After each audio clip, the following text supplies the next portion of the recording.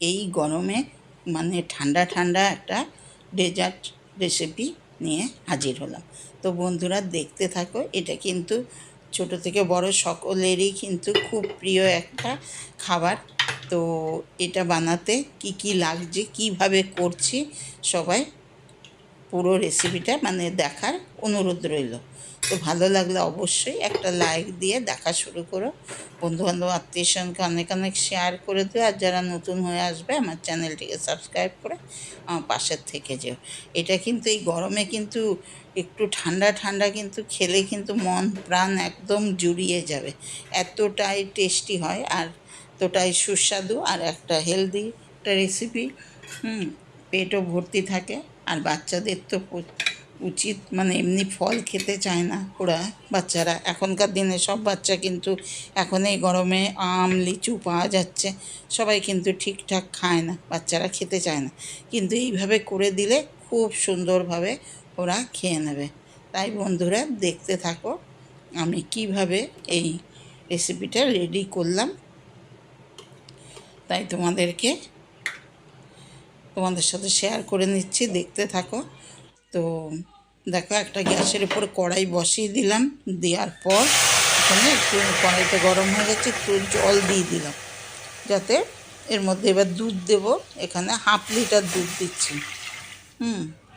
1/2 litre দুধ দিয়ে দিচ্ছি। এখানে 1 পোয়া হলো, আর 1 পোয়া মানে 2 কাপ মানে 1/2 লিটার দুধ দিয়ে দিলাম। দেওয়ার পর এটাকে একটু ফুটতে দেবো। তো হাতা দিয়ে একটু নাড়াচাড়া করে দিচ্ছি যাতে তলায় লেগে না যায়, ওর জন্য হাতা দিয়ে নাড়াচাড়া করে দিচ্ছি। তো এর মধ্যে এবার দিয়ে দেবো হচ্ছে চিনি। খুব বেশি চিনি দেওয়ার দরকার হয় না। তো এখানে তাও আমি কত বলবো 75 গ্রাম মতো চিনি দিলাম, 100 গ্রামও পুরো দিইনি। তো দেখো, দেখতে থাকো, ফলগুলোতে একটু মিষ্টি থাকে। তো এবার চিনিটা গলে যাওয়া পর্যন্ত নাড়াচাড়া করলাম। এদিকে একটা কি করলাম, বাটি নিয়ে নিয়েছি। বাটি নিয়ে এর মধ্যে আমি 2 চামচ হচ্ছে কাস্টার্ড পাউডার দিচ্ছি। দেখো, 2 চামচ নিয়ে নিচ্ছি। নিয়ে এখানে একটা মানে একটু দুধ দিয়ে দেবো। আর ওই যেই দুধটা গরম বসালাম ওইটা আমি কিন্তু আগে এই হাঁড়িতে গরম করে রেখেছিলাম, ঠান্ডা হয়ে গেছে। সেই দুধটাই মেপে নিয়ে আমি গ্যাসের উপর বসিয়ে দিলাম।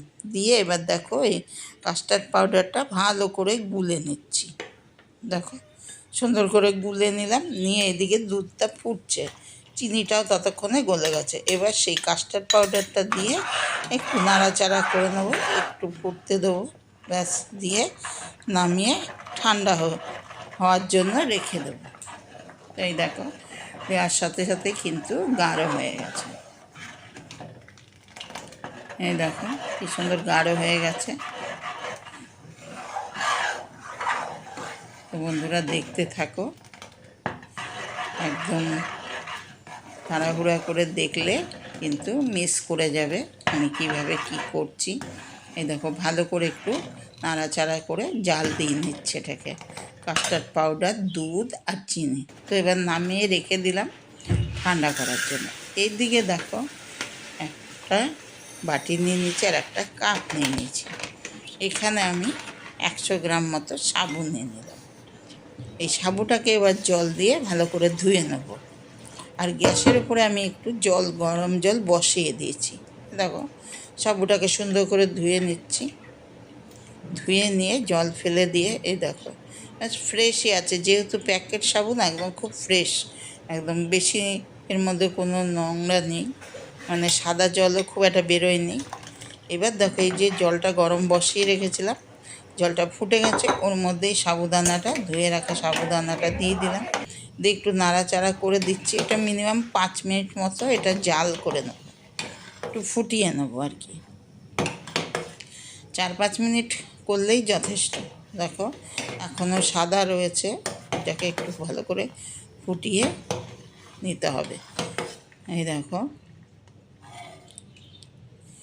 সেদ্ধ হয়ে গেছে সাবুদানাটা।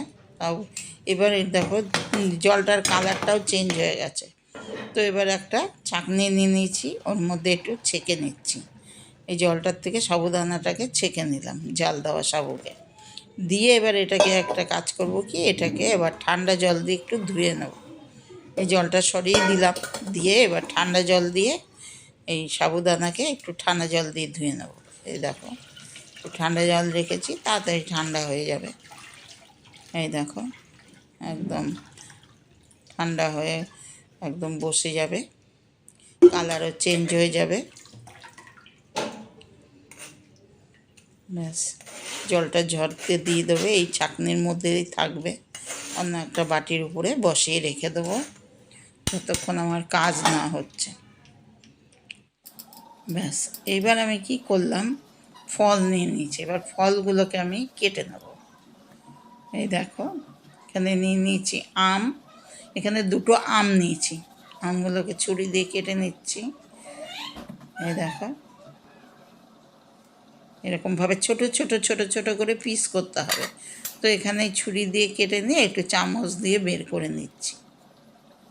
বেশ ছোট ছোট টুকরো টুকরো হয়ে বেরোলো। এবার আরেকটাও করে নিচ্ছি এইভাবে, মানে এইভাবে দুটো আমকে আমি কেটে নেব। আমি শুধু ফলের মধ্যে নিয়েছি আম আর লিচু, দুটো আম আর লিচু নিয়েছি।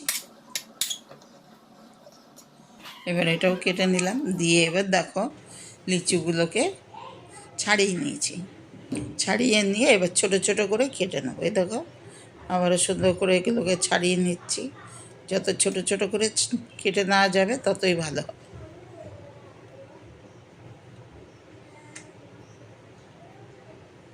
এই দেখো, এইভাবে সব কটা লিচুকে আমি সুন্দর করে ছোট ছোট করে কেটে নেব। তোমরা ইচ্ছা করলে আরও নানা রকমের ফল এর মধ্যে অ্যাড করতে পারো, কিন্তু আমি এখানে শুধু আজকে লিচু আর আম দিয়েই করছি। এটার মধ্যে অনেক রকম ফলই দেওয়া যায়, ইচ্ছা করলে ড্রাই ফ্রুটসও দেওয়া যায়।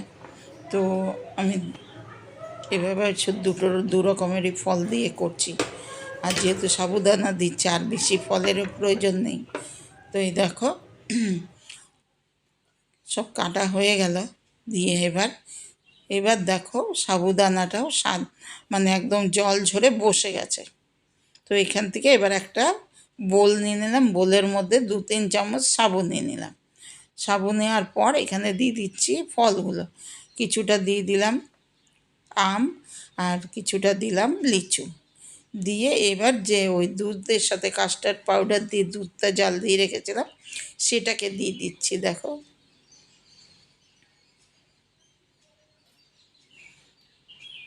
এবার সুন্দর করে মিশিয়ে নিচ্ছি।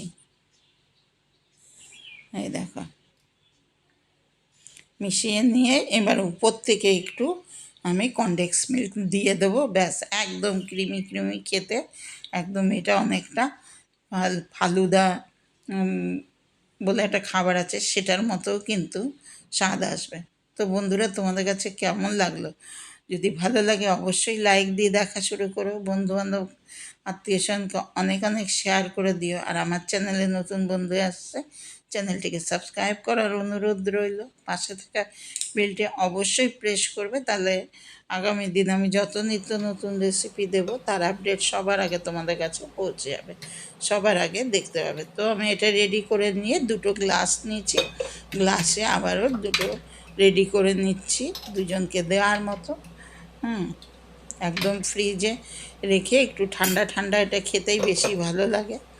তো এই দেখো, ফ্রিজে রাখার জন্য আর একটু বসে গেছে, দিয়ে এবার এটা আমি দুটো গ্লাসে নিয়ে নিচ্ছি। এই দেখো, দিয়ে উপর থেকে আবারও ফল দিয়ে সাজিয়ে দিচ্ছি, দিয়ে আবার একটু উপর থেকে কনডেন্স মিল্ক দিয়ে দেবো। আহা, এটা কী যে স্বাদ, না করে খেলে তোমরা বুঝতে পারবে না। অবশ্যই করে খেয়ে দেখে আমাকে কমেন্ট বক্সে কমেন্ট করে জানাবে তোমাদের কেমন লাগলো। আর বন্ধুরা, তোমরা এতক্ষণ আমার সাথে থাকার জন্য, আমার এই রেসিপিটা দেখার জন্য তোমাদের অনেক অনেক ধন্যবাদ। সকলে ভালো থাকবে, সুস্থ থাকবে, এই সাবধানে থাকবে। এর মধ্যে ইচ্ছা করলে ফ্রেশ ক্রিমও দেওয়া যায়। তো বন্ধুরা, আজ এই পর্যন্তই, এবার আসি। সকল বন্ধুদের আমার টাটা, বাই বাই।